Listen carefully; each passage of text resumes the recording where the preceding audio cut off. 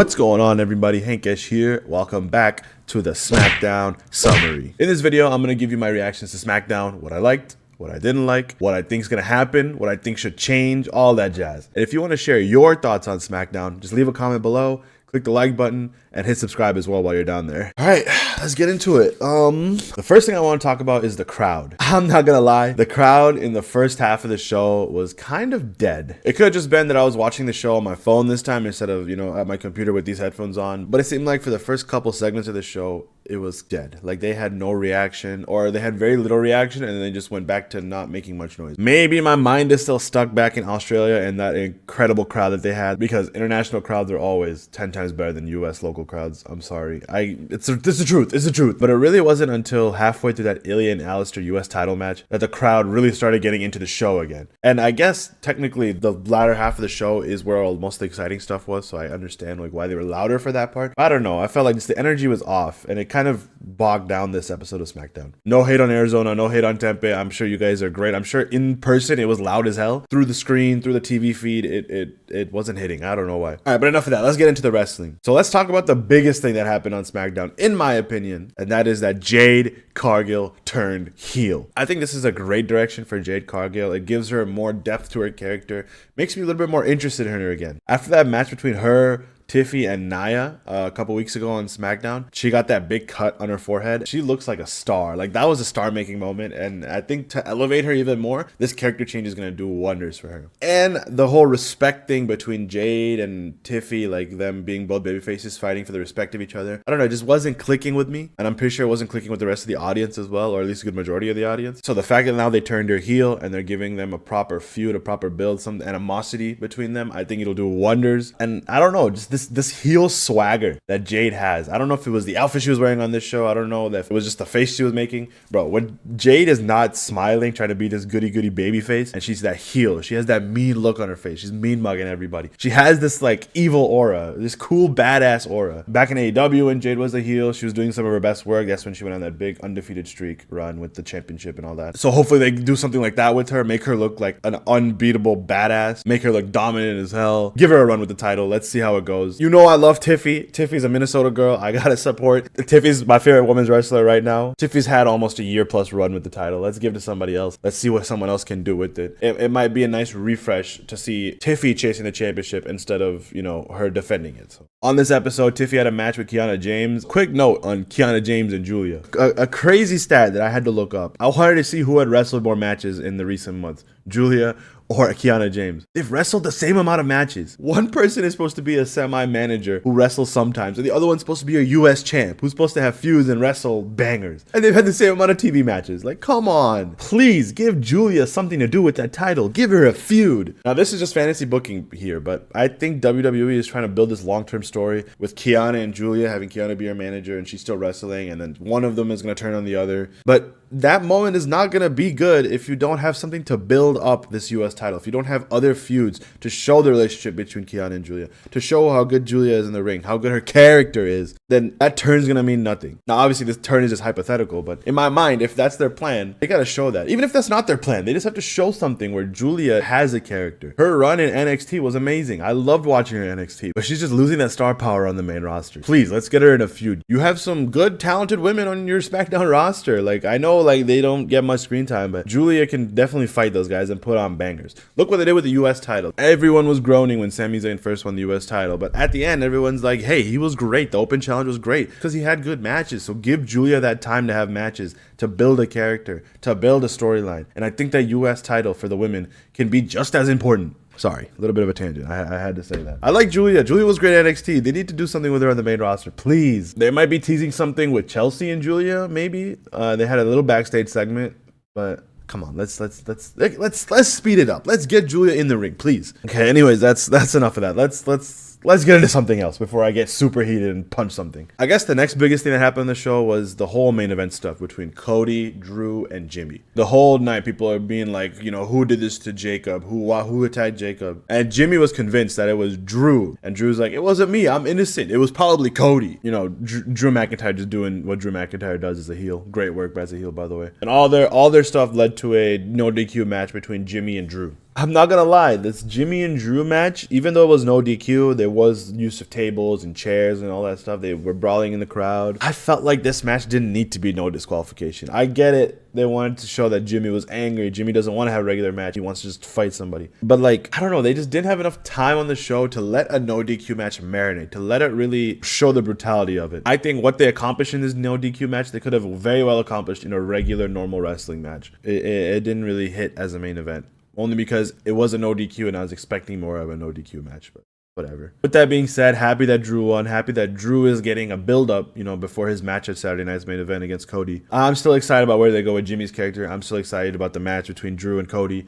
So it didn't really hurt my excitement, but it didn't help my excitement either. I'm hoping that in the near future, Drew does win that title from Cody. Cody's a great champion, not knocking Cody, but I want to see some new faces hold that championship, especially after John Cena held it in his mediocre heel run. Had that great match with Cody. Cody won it back, and then Cody went to go film Street Fighter. I don't know. It just feels like the championship is a little bit empty, in my opinion. So I think having a new guy run with it, I think giving Drew a run with it, it'll do great. Drew is one of the best characters in WWE right now, and I feel like a run for him with the title would do wonders for his career. I think it'll be a really memorable run. I don't think you should wait until Mania. I don't think you should wait till Rumble. Don't wait till a big show. I think pull the trigger at Saturday night's main event. In my opinion, I'm going to be rooting for Drew. I'm not going to lie. Pull the trigger at Saturday night's main event. Let's get Drew championship. Let's let him run with it because he has some of the best promos, best character work, and he knows how to build up great feuds. I'm not saying Cody doesn't know how to build up great feuds, but Drew, with what he's given, builds up amazing feuds. So let him run with the title. Reward him for his hard work that he's been doing. Give him a title. Give him a nice juicy story to bite into. Let's see what that guy can do. Also, Cody's got a new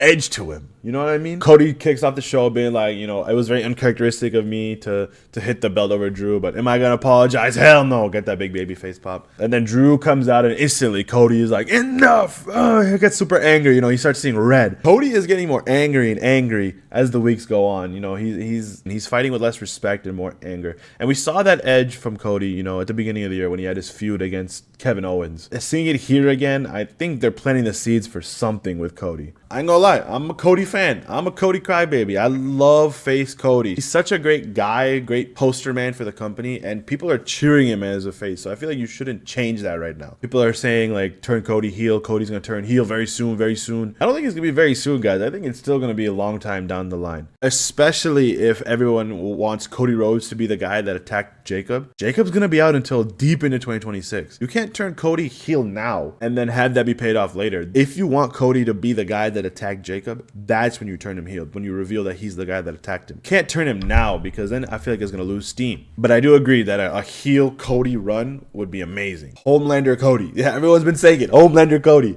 would go crazy. Shout out if you guys watch The Boys. It's a great show. But yeah, a Cody character change is coming for sure, whether it's, adding more depth to him as a face, giving a little more edge, or turning him full heel. I just hope they don't turn him full heel until later down the line. All right, I'm going to get a little bit negative here. I'm not going to lie. We're talking about Ilya Dragunov and Aleister Black in the US Open Challenge match. First of all, before we get negative, let's get the positives out, okay? Sami Zayn, Ilya Dragunov, backstage segment. They're just talking to each other, giving each other their flowers. Ilya says he's going to continue the US Open Challenge. Who answers the challenge?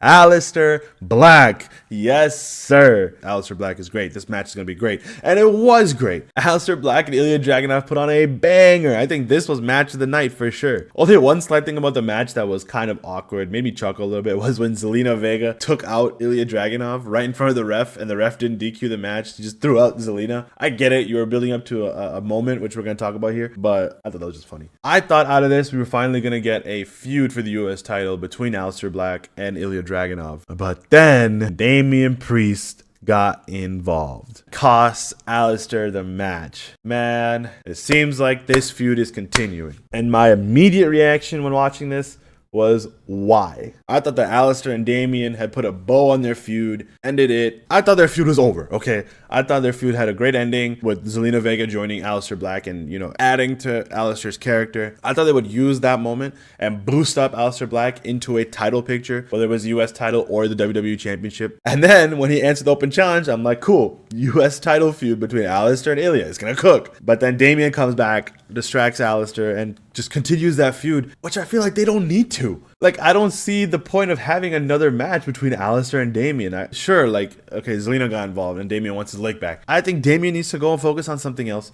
I think Alistair should go and focus on something else and revisit this down the line. Yeah, just safe to say, usually I say I'm still excited about X, Y, and Z. But this feud, I'm not excited about. Let's end it, please. Let's get something else for Alistair. Get something else for Damian Priest. They deserve some new stuff. Now, if the US title is going to get involved, that's a different story. Because then Ilya adds a new layer to their story. But if it's just another 1v1 like it seems like they're setting up, please, like, cut it. Done. Sprinkled throughout the show, there was various backstage segments as well. We had an interview with Alexa and Charlotte, them talking about the challenge that Bayley Sokol put out for them. Seems like we're finally going to get the Women's Tag Team Championships on Raw, like I've been asking for. They've been listening to me. Thank you. Let's go. Get the Women's Tag Team Championships on Raw. Let's let them run with it. Let's go. Come on. We also had a backstage segment with Melo, kind of talking about The Miz, why he attacked The Miz. Online, there was a lot of negative reaction to the way that Melo handled this, saying like, he just wanted to get his leg back and now it's done. They're even. Like, I want to be done with The Miz. I think The Miz will come back and attack Melo either after or during the match he has with Kit Wilson next week. Let's give Melo a feud. Give Melo some screen time in the ring. Build up this feud. Maybe it could be a match either right before Saturday night's main event, you know, even building up to Survivor Series. I hope this match is on a PLE instead of a TV match. Let Melo cook. It also seems like Melo is a face now. He was addressing the people, saying nice things about the people, saying like they deserve for me to become him once again. And so it seems like he's turned face. And he's going to feud with The Miz, who is a heel, obviously, because The Miz is a heel. Why should he ever be a face? He's an amazing heel. Those matches are going to be good, especially because Melo can really go in the ring. And The Miz is a great opponent for any wrestler to try to get over their material, get over their character. So it's going to be great. And then last but not least, we have some tag team stuff boiling over. MFT's JC Mateo and Tama Tonga versus Shinsuke Nakamura and Rey Fenix. A good match, decent match. It wasn't like a barn burner. Whenever Tama Tonga and Rey Fenix was in, that's when the match was most exciting, when they were facing off each other. So both great competitors. Rey Fenix, also, I love watching that guy wrestle. He's amazing, man. He deserves his flowers. Rey Fenix is so good. Fast-paced, hard-hitting, everything. That spot where he ran on the rope like a tightrope, I don't know how he did that. Me, I would have lost balance on that. The fact that he did lose balance on those ropes is crazy. Also, for MFT, I fuck with the face paint heavy, bro. It gives them some edge. It gives them like a mean look, a mean mug. Look like some badasses. Look like they will tear you down and kill you down. I'm not gonna lie, I hate the name JC Mateo. Just call him Jeff Cobb, please. Give him a different name. JC Mateo is just, it's a mouthful to say. It's not very fun to say. It doesn't roll off the tongue very easily. One notable absent, though, is that the Wyatt Six were nowhere on this show. They were doing some segments, you know, to build up this tag team division again, with the tag team match between MFT and Shinsuke and Rey. The backstage segment between Fraxium, DIY, and Ilya. They were doing a lot to showcase this tag team division, but the champs were nowhere. Wyatt Six were nowhere. I thought in this match, Wyatt Six would get involved and Shinsuke and Rey would get the win. Instead, MFT got the win and Wyatt Six were nowhere to be found. Please, let's get this some screen time. At least get the championships some screen time. Even if you don't want the rest of Wyatt Six to be there, at least give Bo Dallas some screen time. Not even as Uncle Howdy, just as Bo Dallas. Let him walk around. Let him talk to the tag team guys. Also, they're supposed to be building this breakup with the Street Profits. Where were the Street Profits this show? The Street Profits were nowhere. I don't even remember them being on last week's show either. So I guess that storyline is just down the drain as well. They did such a great job this year of building that division up, and now it feels like it's starting to crumble. So let's get something. Let's do something with this division. Please showcase what these guys can do again. I haven't seen DIY wrestles, I'm pretty sure, since SummerSlam. Please, let's not forget about this tag division because it's genuinely is one of the best things on SmackDown. Let's not make it become Raw's tag team division. Please, let's keep it amazing. I think that pretty much covers everything I want to talk about. Like I said, let me know what you guys think in the comments. Let me know what you guys thought about SmackDown. I want to have a conversation with y'all in the comments, man. I love it. Over on TikTok, people are commenting all the time and I'm replying, I'm liking, interacting with the community. I want to do the same thing here on YouTube. So please, if you're watching this video, like it, leave a comment. I will definitely respond to it. And I will respond to it in a respectful way. I'm not very disrespectful. I want this to be a healthy forum for people to talk about wrestling. But yeah, with that being said, I think that's it. I'm done. Cool. Bye.